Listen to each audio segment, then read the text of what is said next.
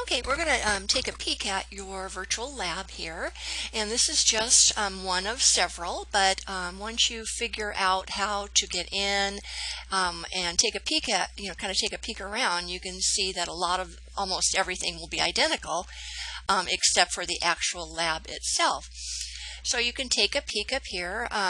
This is the lab that's biology and chemistry of living things. Some of you will be seeing this. You may have another one with a different title, but the title will be up there, and you'll have the green strip down here below it. If you take a peek here, you can see that this says virtual labs. This says tutorials. There's a take a test, glossary. This is the teacher one, so this is the teacher resources. You won't have that one, but everything else will be identical here. And so if it says to do a lab, you'll go into the virtual lab. If it mentions some tutorials to take, you'll go into the tutorial one. There's only one that says take a test, and that will be taken after you look at some of the tutorials. That's where you would click there. So let's just take a peek. I'm going to give you a little bit of information on the virtual lab just to kind of get you started, kind of like a walkthrough here. So when you open the lab, you'll see here that we have, in this particular one, we have 3 that you can do. So be very careful. You're not going to be doing all 3. Most often I've only chosen 1 to do. Feel free, certainly, if you want to look at any of the others, you can go through them. You can do them just as if you were in the lab. But at least do the one that is stipulated in your lesson. And for most of you, it'll be this testing for macromolecules. So I'm going to click on that, and it takes you in. Now, this again looks identical in each lab you go into, and most often you really don't, there's some safety involved. That would be things involved with safety if you were actually in the lab. So you don't really have to look at any of the 3 things here. You can just go ahead and begin the activity.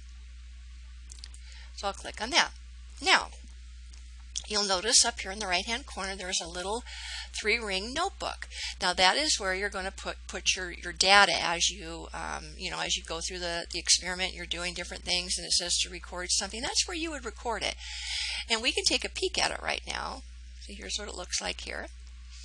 Now if you want to go back, it's very easy. You could just hit this little minimize button and you go back. If you want to go back into the lab, into the online notebook, just click on the online notebook. If you want to go back out, you can do that. Now, a very important point. You notice that once you get all your data in, this is a biggie. Save results is right there. If you do not save, everything is eliminated. So when I go in to check, after you've told me that your lab is done and you've notified me out over in your lesson, that when I go in to check, if you haven't saved it, I won't see anything. It'll look just as blank as this looks right here. So make sure when you are done that you, within the lab like this, that you save your results. Otherwise, I don't see anything. So I'll minimize, go back to the lab itself. Now, you'll notice that there's a little yellow arrow here.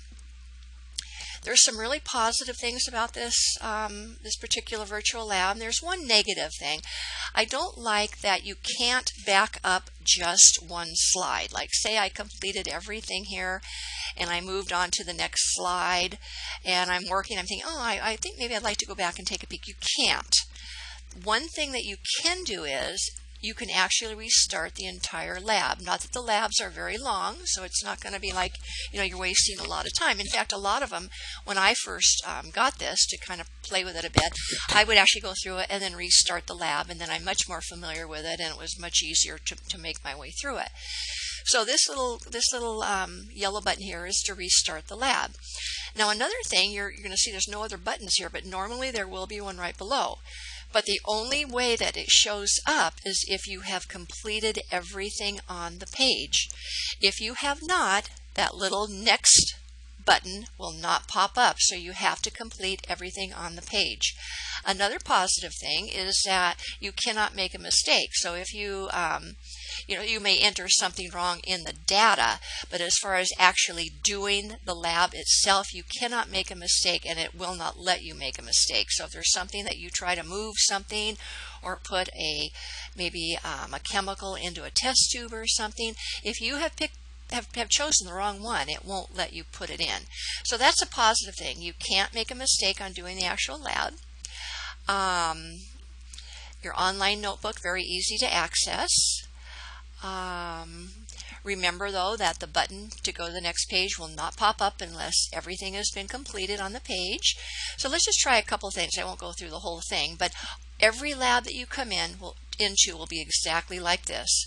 That will be if you want to actually do the virtual lab, you click on that. If it says to watch a tutorial, there it is right there. If it says after doing the tutorials to take a test, there it is. So every virtual lab that you open will be identical except for the lab itself. Okay. So you'll get real familiar with, oh, this looks exactly the same, which is good because you become familiar with how the program is set up, and then it makes it much easier to follow through on it. So it says you will determine the nutrient content of water in the trial. You'll test for the presence of simple sugars, starch, protein, and lipids. Lipids are fats.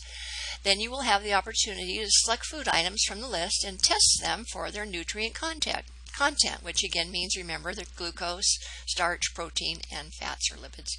Click on the glass of water on the menu list. So there it is there. Click and drag a 1 milliliter pipette, so there it is there, to the sample cup. So if I try to go over here, it's not going to do anything. So if I take it and do what I'm supposed to do, it says when you release the mouse button, the pipette will drop 1 milliliter of the solution. So there it did it. Click and drag the pipette to the spot plate. So there's a spot plate. So we're going to bring it over here. When you release the mouse button, the pipette will dispense 1 milliliter of the nutrient solution into wells 1 through 4. Now that I've done that, you'll notice that, oh, look at the button to go to the next page is now lit up. So I've done everything it said on the page, and now I can go to the next one if I so choose. So that's about it for going through the labs. Make sure that pop-up blockers are off, because that can sometimes keep you from getting into the lab. Let's see if there was anything else that was important. Like I said, make sure that you save in the online notebook. If you don't, everything's gone. We would have to repeat the whole lab. So you can see, it seems pretty easy here. Just make sure pop-up blockers are off. Otherwise, you could have a problem getting in. So I hope that helps a bit. We could even take a peek here at the tutorials, Now, when you're in the lesson, make sure that, you don't have to, doesn't mean when I say a tutorial that you have to go through all the tutorials. So when you're over in the Odysseyware lesson, make sure that you look to see which ones you should do, and they'll be specifically noted as far as which ones you need to look at in your virtual lab here. And most of them are pretty short. A couple are, a little bit longer. I think they range from about 3 to maybe 11 or 12 slides each. We'll take a peek. Some have, animations that move. Here, this one has 10. So on this one, on the tutorials, you can go forward, you can go backward, which is kind of nice.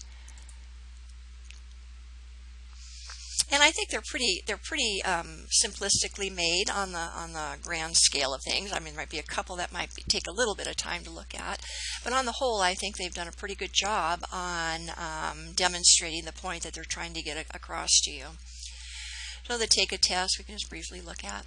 Again, you'd want to make sure that you're not taking the wrong test. I'm not going to be having you take any except one time, and that deals with some plants. And that will deal with, after you watch a couple tutorials, that you'll take a very easy test on it.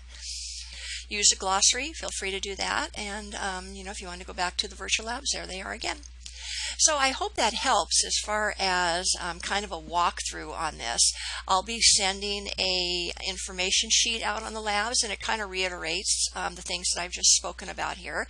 But it's good to make a copy of that and put it in your binder so that when you go in, you may not remember exactly what I've said, but it'll be written down such that you can follow my written statements also. So good luck with that. Let me know if you'd like to take a personal tour, through it. If you have a problem getting in or a problem understanding anything, feel free to let me know, and we can hop into a class live and take a look at it one-on-one. So I hope that helps, and thanks for watching. You will have a couple questions to answer when you go back to your Odysseyware, regarding what you've just seen. So just to make sure that you have noted what I've stated here, and so watch for that when you go back to your Odysseyware. So thanks for watching, and I'll talk to you soon.